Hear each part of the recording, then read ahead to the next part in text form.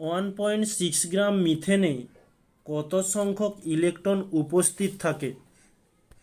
তো এটি নির্ণয় করার জন্য আমাদের এই মিথেনের সংকেত্রে লিখে নিতে হবে যে CH4। এই CH4 এর আণবিক গুরুত্ব আণবিক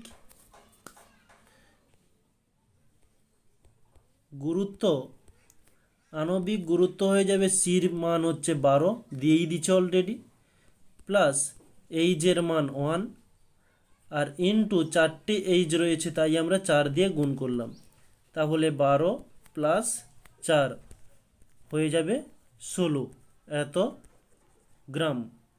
আমরা থিওরি ক্লাস যখন করেছিলাম তাতে আমরা একটা থিওরির নোট পড়েছিলাম, যেটি আমরা একটু লিখে নেব যে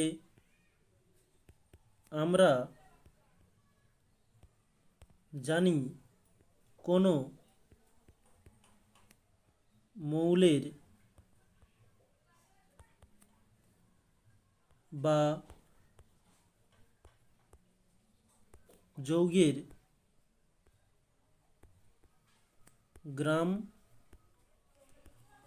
আণবিক ভর সমান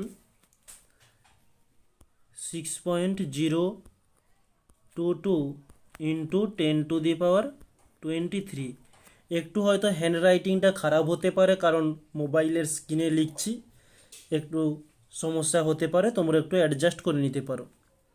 আমি যেমন কথাটি বলছি সাউন্ডটা তোমরা শুনতে পাচ্ছ, তো ওই সাউন্ড থেকে তোমরা খাতাতে নোট করে নেবে যে 6.022 ইন্টু 10⁻23 সংখ্যক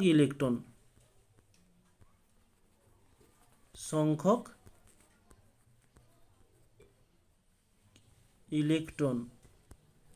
ওকে, তাহলে কোনো মৌল বা যৌগের গ্রাম আণবিক ভর, আমরা এখানে বেরিয়েছে যে আণবিক গুরুত্ব এবং গ্রাম আণবিক ভর একই হয়ে থাকে, তাহলে আমরা এই গ্রাম আণবিক ভরের কাছে লিখতে পারি 16 গ্রাম। তাহলে 16 গ্রামে ইলেকট্রনের সংখ্যা থাকে 6.022 ইন্টু 10⁻23। তাহলে 1.6 জন্য কি বলছে, 1.6 গ্রামের জন্য 6.022 ইন্টু 10⁻23 বাই 16 ইন্টু 1.6। পয়েন্ট উঠে গেলে নিচে 10 আসবে, 16 কেটে গেল, তাহলে এদিকে 10⁻23 রয়েছে, এদিকে 10 রয়েছে, তাহলে 1 কমে যাবে ভাগ করলে। 6.022 ইন্টু 10⁻22 সংখ্যক ইলেকট্রন, এটি হচ্ছে আমাদের অ্যান্সার।